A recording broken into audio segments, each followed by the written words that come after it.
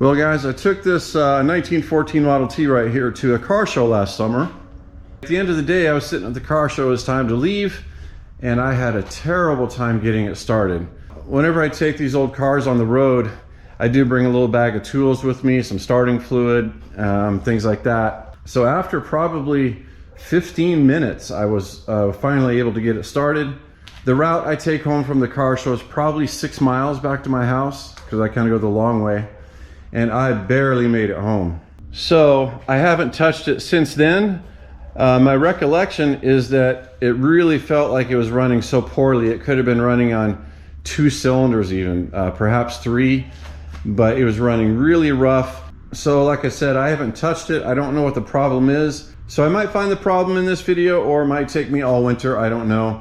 But let's dive in. The first thing I want to do is attempt to start it just the way it is, because I want to show you how it's running or how it's trying to run. And then I'll start diagnosing the systems and see if we can figure out what's wrong with this thing.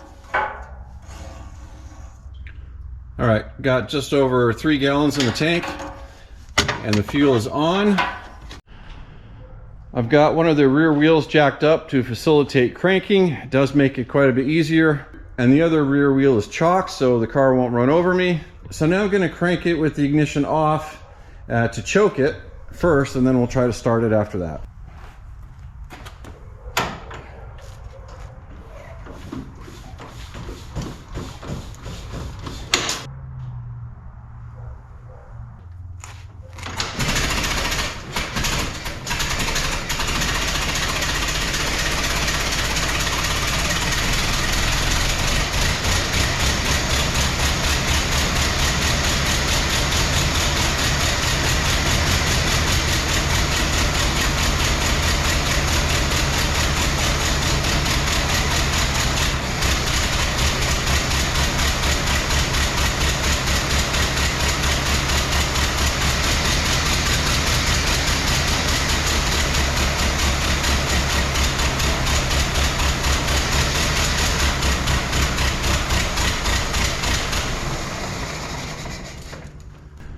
All right, now you know what I'm talking about. That's exactly what it was doing before. You can see how easily it wants to start. That's real typical of this car. It only takes 1 crank or 2. So first we're gonna check the ignition coils and the spark plugs, and we'll go from there.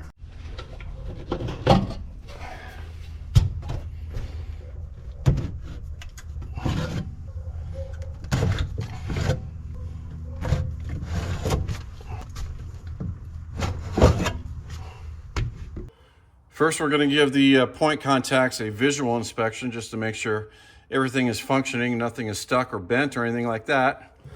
And I have found that a white background makes it easier to get a good view of the contacts.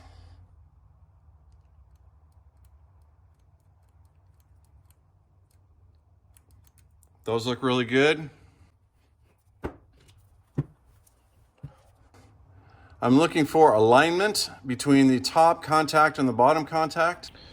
And I'm also looking for a bit of travel on the upper point cushion spring.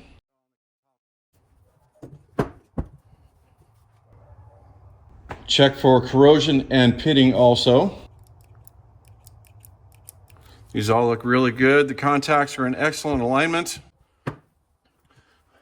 Some people will tell you the gaps have to be exactly 30 thousandths, and that's not true. 30 thousandths is just sort of a ballpark place to start. They can be a little bit less, or they could be a little bit more. But all these points look really good, so we're gonna move on with the diagnostic. So now I'm going to inspect the secondary windings and make sure they return the correct value for continuity. You just take your 2 probes, it doesn't matter which one, black or red, and you put them on the 2 contacts on the face of the coil. And you can see it returns 3.26.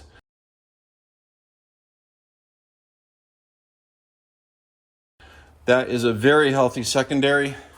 An acceptable range for secondary continuity on Ford coils is generally between 2,800 to 3,800, give or take.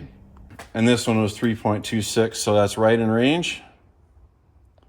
So let's try the next one. 3.32 about. 3.33, 3.34. So these secondaries are in excellent health, and it's pretty remarkable because these coils are over 100 years old now. All right, now I'm going to use this device to check the capacitor values, make sure they're still healthy and in range. So when you check the capacitors, you have to hold the points open, otherwise it won't read correctly. And we're looking for a range right in that little green window right there, which is about 0.47 microfarads. So this one's very healthy.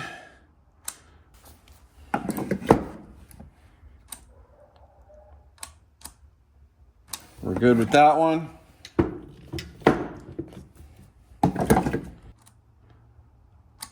All right, number 3 is also excellent.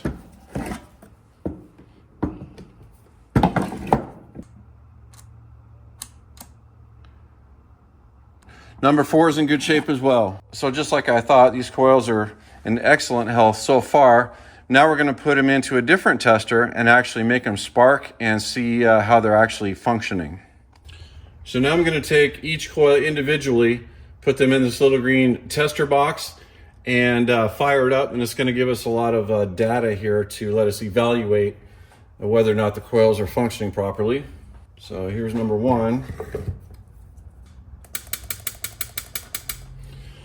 You don't need the computer software. You can actually use the device by itself, but the computer software allows you to get the tuning much more accurate. But just by pushing on the device, we're getting green, we're getting right in the center. That's a dang near perfectly tuned coil right there. So just for fun here, since I've got it all hooked up, I'm gonna have it do 100 sparks in succession really quickly, and we'll see what kind of data it gives us.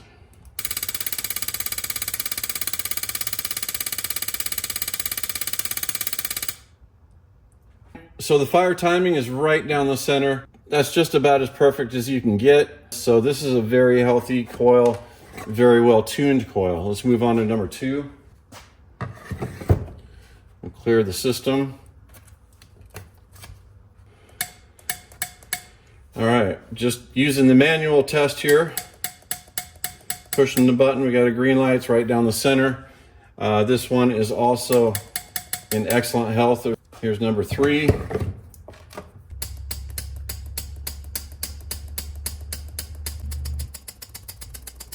This one is also good. Here's number 4.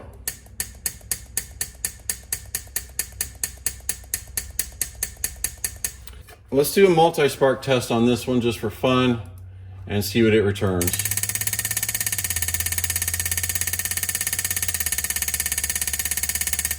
Yeah, the fire timing is just about perfect.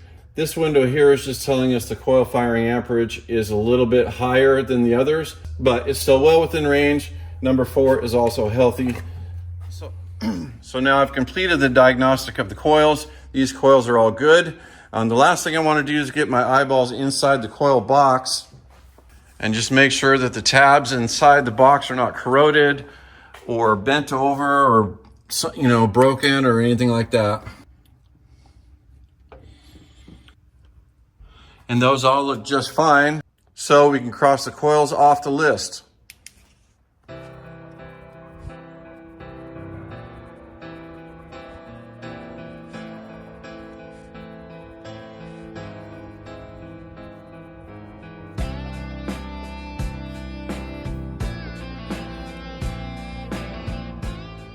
All right, we're gonna put these one by one in the antique tester here, and we'll see what kind of a spark they make.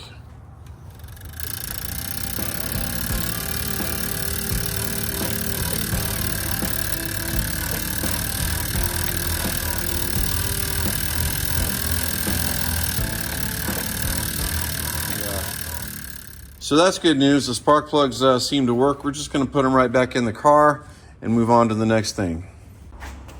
All right, so we know the coils work and the spark plugs work, but just to be thorough, I'm gonna make sure that we're actually getting spark from the coils to the plugs. So I've got the number 1 wire disconnected, and I've got a battery hot wired into the system down there, so I don't have to crank it and crank it just to see if we're getting spark. I've got the switch on the coil box switched over to the battery side, and I just want to see if we get a spark jump in the gap here on number 1. It might take a couple rotations to find number 1 because I'm not sure where the engine is at right now. That's not it.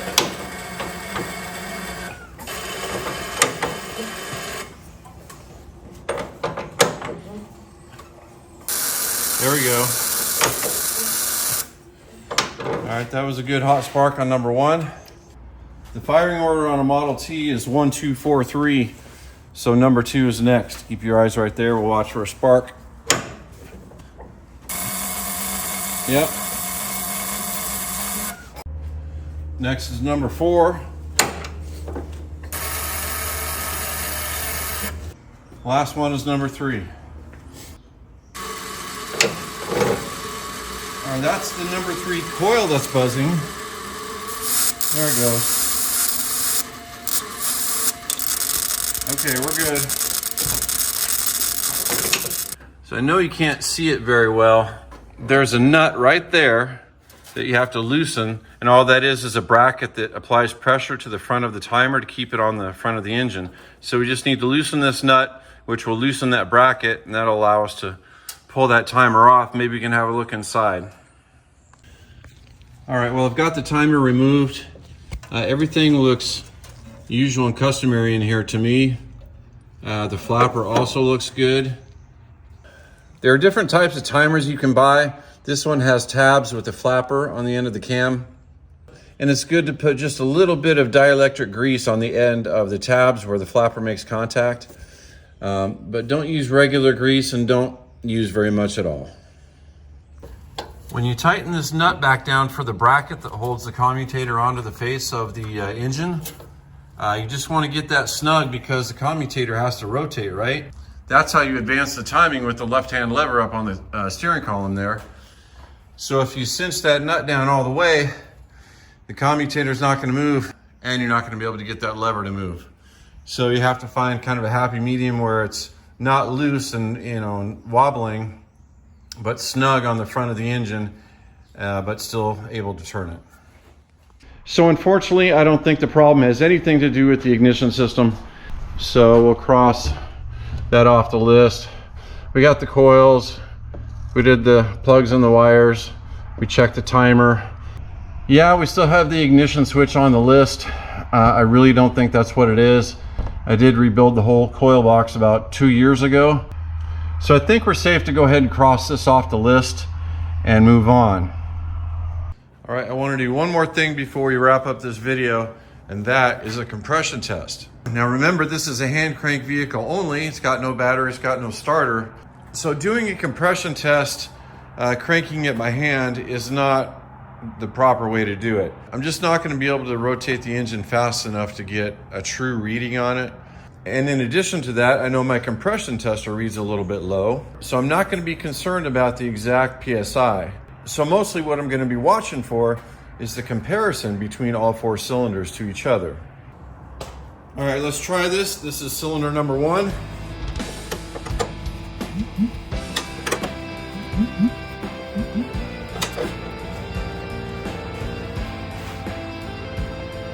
Number 2.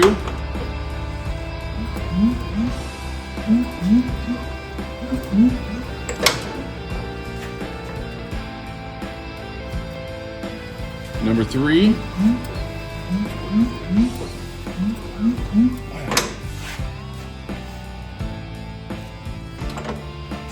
Number 4.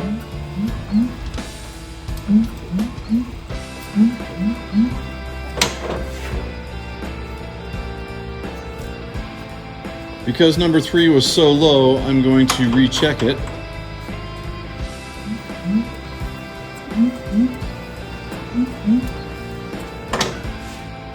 Number 3 is still low. We only got about 10 on 3. Let's try this one more time.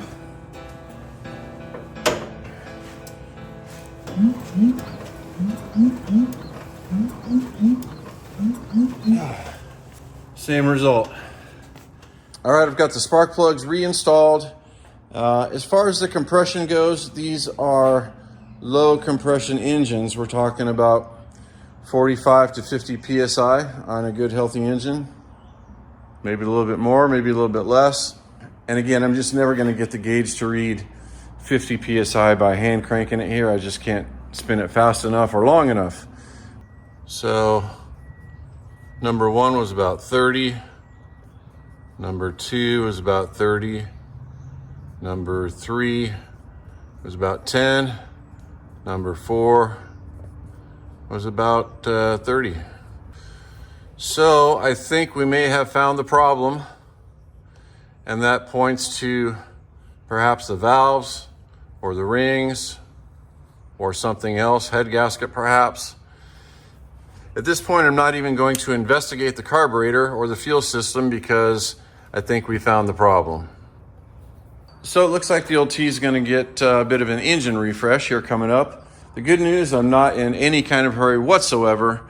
I don't drive this car, but a few times a year, and winter's coming around. So this will end up being a multi-video series. I hope you guys will stick around for the project.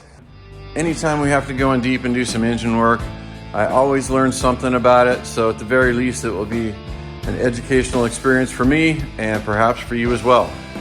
Thanks for watching, everybody. We'll catch you on the next video. Take care.